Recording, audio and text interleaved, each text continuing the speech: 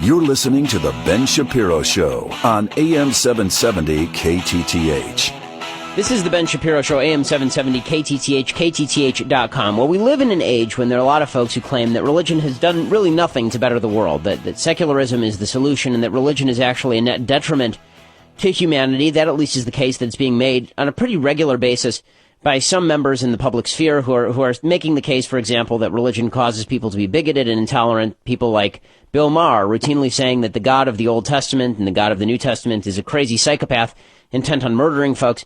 And on the program with us now is author Ian Burchell. He has a new book called The Ethics of Faith, Right, Wrong, and the God of Abraham, in which he investigates the claim that each of these three religions has to bettering the lives of the people who follow it. It's a really interesting book, and this should be an interesting conversation. I've been looking forward to it all week.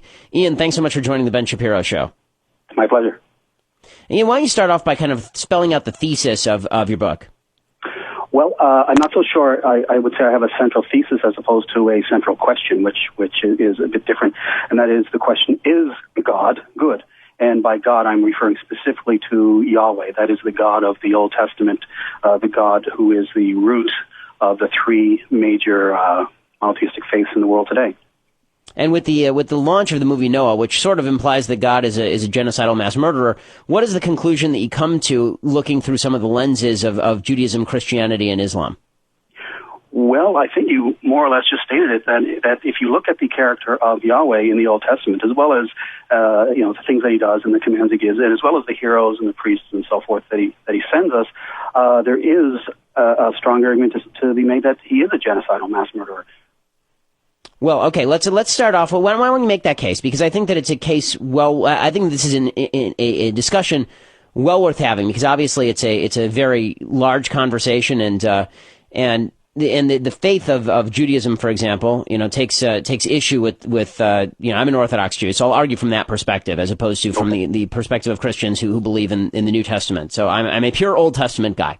I'll argue with that view. Give me the evidence, and we can go through a piece that God is indeed a genocidal mass murderer, or that at least the understanding of God in the Old Testament should properly be understood as genocidal mass murderer, as opposed to, I don't think that Jews themselves understand God to be that way, for example. Well, in the Jewish tradition, as I have no doubt you know, that there's more than the Old Testament. There's the commentary, the Midrash, and I have not read very much of that at all. I just took the foundational texts themselves and looked at the character of Yahweh. And really, you could choose almost any book, to the exclusion, I would say, of the Book of Ruth, and look at the character of Yahweh, or the central characters who have his blessing or follow his commands, and you find very little righteous behavior and an awful lot of violent behavior. Well, is your basic belief then that, and this really is the fundamental question, I think, of all religion, and the question when you talk about the God of Abraham, is God above morality or morality above God? Presumably you feel that morality is above God, and in that sense, the secular morality is above God. What do you think is the kind of end result of that philosophy, as opposed to the philosophy that God is above morality, or at least God's morality should dominate?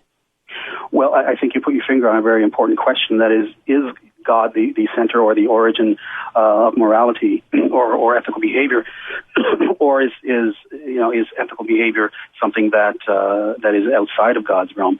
If we look at the particular God of the Old Testament, you could say that if God commands it, if God blesses it, if God favors it, it's right, it's moral. As opposed to, and this is an old question from Greek philosophy, does God command it because it's right, or is it right because God commands it? If you believe that it's right because God commands it, then there is no question that doing something like taking your child to a mountaintop and cutting his throat is the right thing to do, except for a few minutes later when an angel of God tells you, that you no longer have to do it. I would argue that it is the wrong thing to do to murder a child, no matter who commands it, whether it's a divine entity or a tyrannical leader.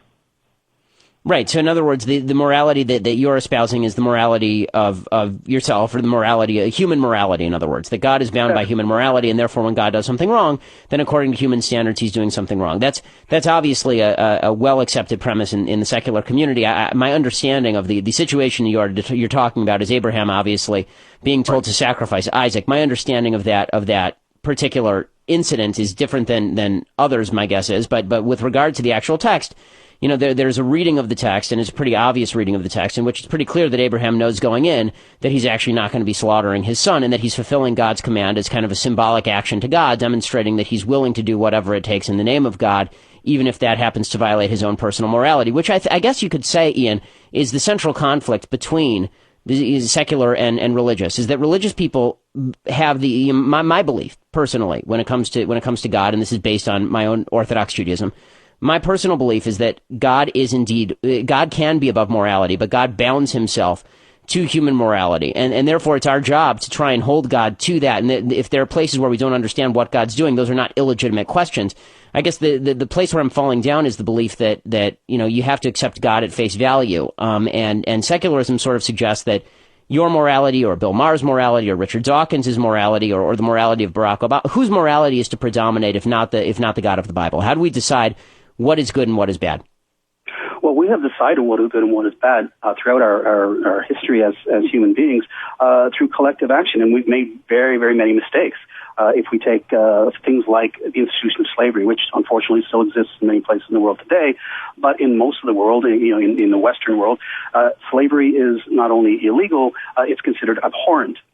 And we decided that it was immoral and unethical as time went by and as our ethics evolved, but not because of some sort of dictate from God, because the God of the Old Testament, of course, encourages slavery.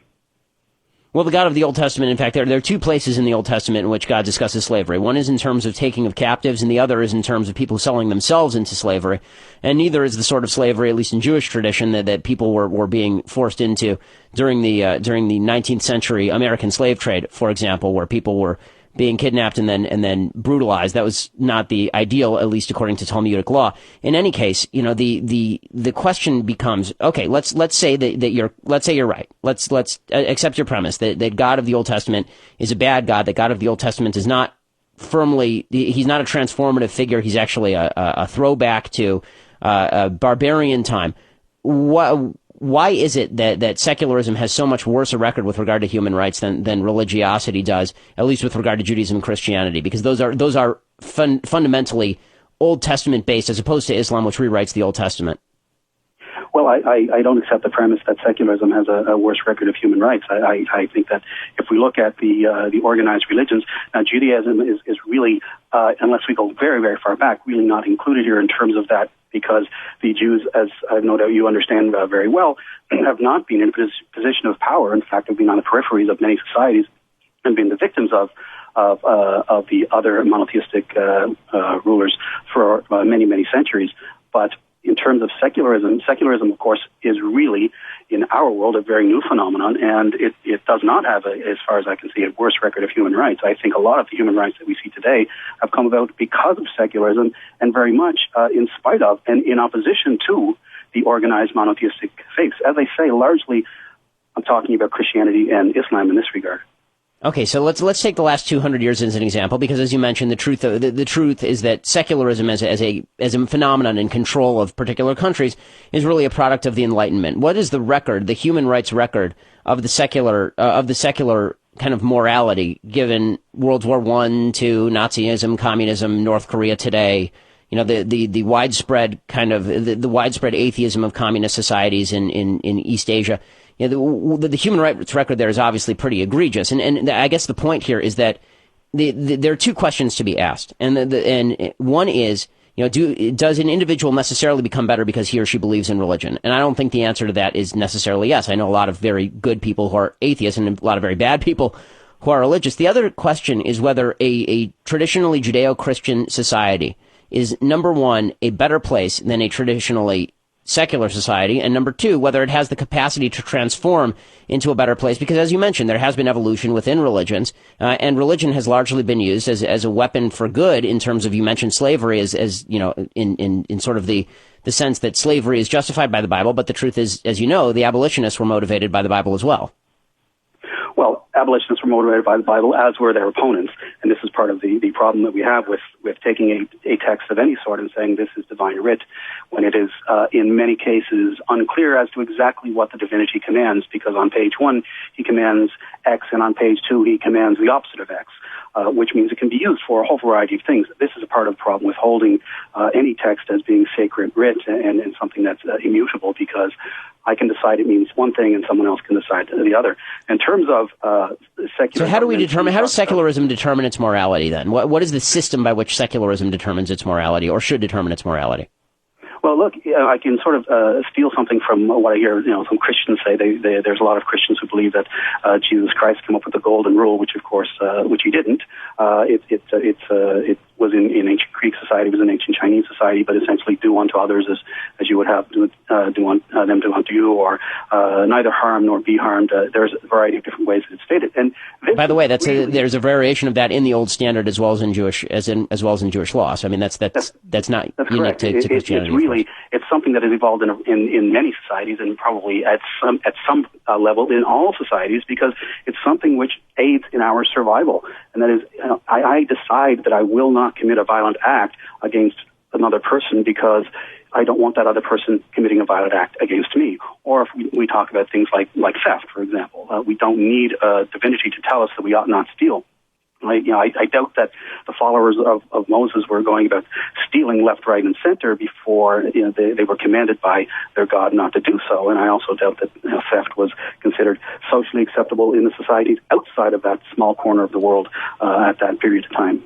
But that's a question of power, isn't it? I mean, you're suggesting that the universal moral imperative, which, as Kant would call it, the kind of idea that if it applies to me, it should apply to everybody, yes. that is enforceable basically through the goodwill of people or through their reason, as opposed to the idea in religion, which is that the will of God and the threat of divine punishment or divine intervention is what ensures that. The problem that I have is that in secular society, typically, it becomes a question of power, and we're seeing that carry out and play out in the United States in many ways today, where it's just a question of who rules the majority, meaning that, yes, theft is wrong until you're in the majority and you're the powerful one, at which point theft becomes right.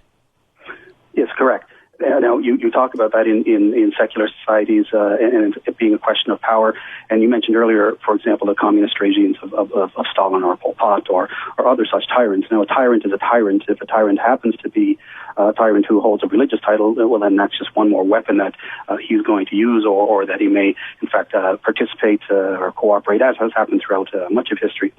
I certainly agree with that. I mean, here's my problem in terms of the attempt to paint religion and the God of Abraham as neither a moral step forward in terms of humanity at the time, nor something to aspire to today. Once you take divinity out of the picture, I assume that this is an argument essentially that divinity should not be part of the picture, or is this just an argument that the Old Testament itself is bad? Well, in a small way, it's an argument that the book itself is an argument that this particular character of Yahweh, this particular God, whether he exists or not, because that's not part of my argument, is not to be emulated in terms of right or wrong behavior towards our fellow human beings. That's the central thesis, if we want to say it that way. Okay. Do you? So I guess the question is: do you believe, or is it aside from the thesis of the book, which by the way is called "The Ethics of Faith: Right, Wrong, and the God of Abraham," right. And the author is Ian Burchell, who we're talking to right now. Are you of the perspective that where does the innate value of humanity come from? In other words, as opposed to animals. I mean, they're literally people who, in the deep environmentalist green movement, for example, consider humanity to be just another species inhabiting the planet. In which case, is there any innate value to human life beyond that of animals? Well, you said it yourself. It is innate. There is something about us that is innate, and without taking a complete without plagiarizing Richard Dawkins completely, it is part of the will to survive. It is part of our evolutionary history that it is innate in us to do what is necessary to survive, and from that come all kinds of different behaviors. From that comes, for example, the decision and it's probably not fair to say that it's always an individual decision. It's very often a collective decision not to steal, not to commit acts of violence. On the other hand, the opposite decisions are often made, but it becomes socially unacceptable. It's socially unacceptable in Western society today to use certain words to describe people of different races. It was not socially unacceptable to do that just a few decades ago. We have decided that this is wrong, and we decide this because of really the decisions based on what allows us to get along better, what allows us to thrive as a collective. Now, in tyrannies, of course, what allows us to thrive as a collective is not, the concern of the tyrant. It is his power, and those tyrants can use religion as one of their weapons. If we look at some societies today where the collective of secular morality seems to be working the best, we look at societies like Japan, like the Northern European societies, which are really very largely secular societies. Well, I mean, the gauge of what is moral and what is not in those societies also happens to keep out a fair number of people. I mean, there are significant moral problems in, for example, Denmark, where religious tolerance has become a matter of public debate. And in Japan, they have severe problems they've had in the past and continue to have severe problems with sexism and women's roles. But the bottom line is, here's my problem, I guess, as a general matter. And this is not an Old Testament related problem, for example. It's the problem I have with your thesis is that if you are suggesting that the innate nature of man is what makes us special and that nature allows us to survive, the fact is also that nature leads the strong to destroy the weak, which has historically been, an aspect of a nature-driven philosophy. I mean, this was exactly the philosophy that was used by Hitler with regard to nature, that social Darwinism was an extension of natural Darwinism, and we're sort of seeing that play out today, not in terms of genocide, but in terms of that nature is the ultimate moral arbiter. If nature is the ultimate moral arbiter, then why not live like animals? Why live like higher human beings? Where's the moral standard? Where's the moral imperative in that? If it's all just driven by biology, is there such a thing as morality in the first place? And if so, does that make the title of your book obsolete in terms of right, wrong, and the God of Abraham? Well, I don't think that modern secularists are social Darwinists the way the Nazis were. I think that was an absolutely a perversion of the scientific theory of evolution by natural selection.